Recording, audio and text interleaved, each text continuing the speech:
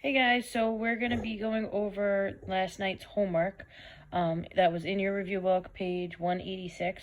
Okay, so let's start from the beginning. What is the main difference between chemical and physical weathering?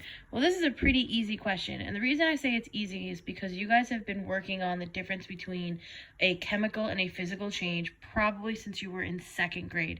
It's the same thing, they just added weathering at the end. So if it's a chemical change or a chemical weathering, you're going to actually change the chemical makeup. So with number one, the answer should be 1, right? Because you're going to change the composition of the minerals, right? Physical weathering is not going to actually change them. Okay, question number 2. What is the best example of physical weathering? Well, based on the definition that we had above, right? Physical weathering is when you're going to physically change something. So let's look at the the answers. The cracking of a rock caused by the freezing and thawing of water. Well, you're not changing the composition of the rock, so that should be the answer. But let's look at the other 3 just in case. The transportation of sediment in a stream, you're not changing anything, so that's not physical weathering. The reaction of limestone with acid, anytime it says it's going to react with acid, that's automatically going to be a chemical change or chemical weathering. The formation of a sandbar along the side of a stream, not so much. That doesn't change anything, right? You're just forming something. You're not changing how big the rock is. You're not changing the composition, so therefore the answer should be 1. Water is a major agent of chemical weathering because water. Well, the thing with water is that it can dissolve some of the minerals, right? It's going to, and you guys have all made iced tea or lemonade before, right? You know that water will dissolve sugar, right? So in general, when you're looking at this, the reason why it's going to be a major agent, again, of chemical weathering, which means that you're going to change the composition, right? It's because it's going to dissolve many of the minerals that make up the rocks. The density is not going to change, right? Has the highest specific heat. That doesn't really have anything to do with weathering, and cools the surroundings when it evaporates, doesn't have anything to do with weathering. Okay, question number 4. In which climate would the chemical weathering of limestone most likely occur, or most rapidly, right? You have to then think back to the video that Mr. G did, right? When you want chemical weathering to happen the fastest, you want to have a higher temperature and more moisture. Think Florida. Yeah, so think Florida in general. Okay, question number 5. What is the general relationship between the depth of soil formed from underlying bedrock and the length of weathering period responsible for its formation? So like we talked about this, when soil first forms, it's going to start forming at the top layer of the rock that's exposed to the wind and the rain and all that stuff is going to break down first. So in order for you to have soil that's very, very deep, feet and feet deep, if it's a residual soil, it means it had to take a long time. Remember, it just starts off as little cracks and dents and breaks at the top of the bedrock and slowly works its way down through plant action, through root action, through other biological activity, through things being born and dying and adding to the compost level there and all these things. So basically the rule is the deeper it is, the longer it's been around. So what kind of relationship exists? Well, the deeper it is. So as depth increases, so does the amount of time that it's been around. So this would be a direct relationship. Question 6, a variety of soil types are found in New York State, primarily because areas in New York State differ in there. We talked about this at the end of the video. Most of the soils in New York are transported. They were brought here by glaciers. So that means that glaciers are going to have dropped off different sediments in different places. And the bedrock underneath, which the glacier scraped to make those sediments, is different in different parts. If you look at page 3 of the reference table, you will see those. When you're looking at this question, guys, the answers don't make sense, right? The amount of insulation, does the amount of sunlight have to do with the type of soil? Absolutely nothing. So that can't be the answer. The distances from the ocean, again, that's going to have nothing to do with the types of soil in New York, all right? Because we are closer to the ocean anyway, so that's really not going to change much.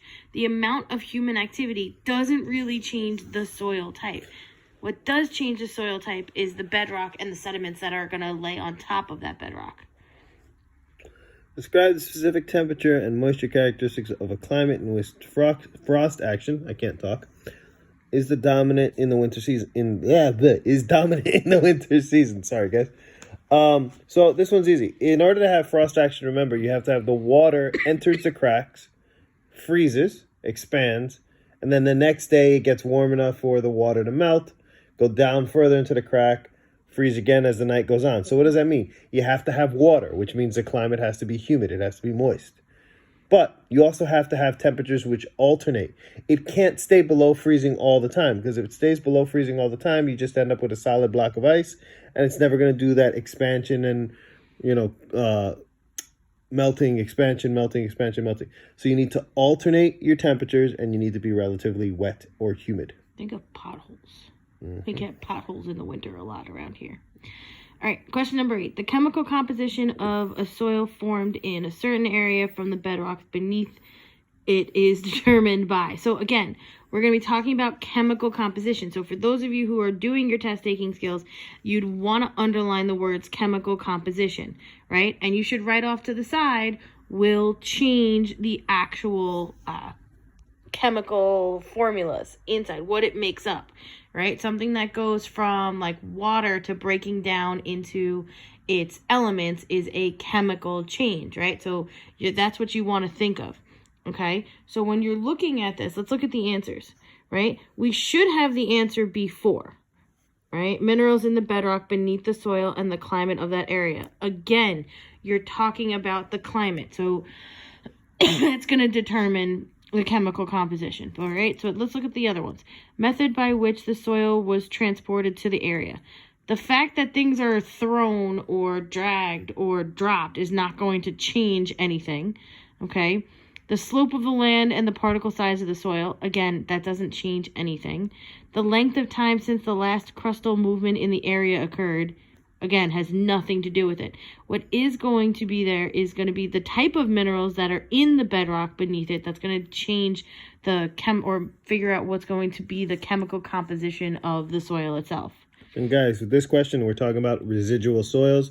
So if you remember in the video, I talked about this. I said residual soils are soils that are formed in that area and stay there. The question is saying the chemical composition of a soil formed in a certain area. So it's not telling you that the soil was brought there. If the soil was brought there, if it said the chemical composition of a soil transported to a certain area, then you would be looking at choice number 1. But it's telling you it was formed in that area. Okay, question number 9. Which type of climate has the greatest amount of rock weathering caused by frost action? Now, the keywords in here are going to be climate and also frost action. And the reason is because you have to talk about it being alternating between freezing and melting and freezing and melting, which means, and especially because it's frost, you're usually dealing with water. So you're going to need the temperatures to be above 0 degrees Celsius and then go below 0 degrees Celsius and then go back up. Think of April. April has been crazy, right? Some parts of New York have actually had snow over the last couple of days, right? And then it rains. And for us, it's just raining in general. So the temperature has to be able to fluctuate in general. So you need it, and you also need to have water to show up there. So for this question, let's look. A wet climate in which temperature remains below freezing, that's not going to help. Because if it's below freezing, it means it's just going to be ice at all times. Remember, you want it to melt and freeze and melt and freeze. Number 2 says a wet climate in which temperatures alternate between freezing and above freezing, below freezing, above freezing. That should be the answer, but remember, you always want to say the other 3 answers are wrong so that you really know what you're talking about. A dry climate automatically is going to be wrong. So 3 and 4 you are going to be wrong because if there's no water there, then there's not going to be any frost action in general. So your answer for number 9 should be 2. Number 10, New York State soils are most likely composed of rock particles that have been, This is straight out of the video. If you watch the entire video, which not all of you are, but if you watch the entire video, the last slide that I talked about was the New York State soils. So if you don't remember, go back, and it is literally the only thing that I really say about this. The soils in New York were mostly brought here by glaciers during the last ice age, which means the correct answer would be choice number 3. 3. Right, it's not weathered, right? Because weathered means what? It means to break down, basically, right? So it's not weathered from underlying bedrock. It's not weathered from the bedrock of northern Pennsylvania. Neither one of those can be right? And it hasn't been transported by the wind. The amount of soil that we have in New York is not going to have the wind transported here. Otherwise, you would be constantly be hit in the face with dirt. It's a lot of wind. That's a lot of dirt. It's a lot of dirt. You know. Mm-hmm. So, guys, that was basically your homework that you did last night. Remember, again, that we are doing office hours today between 1 and 2:30. Please come and join us. We're going to be going over the quiz you took last week. And if you have any other general questions, come anyway. We're going to be starting your review quests for the final today. You will get it posted. Remember, it's due on Monday, right? Monday at 8:25 on Test Wizard. All right. Talk to you guys soon.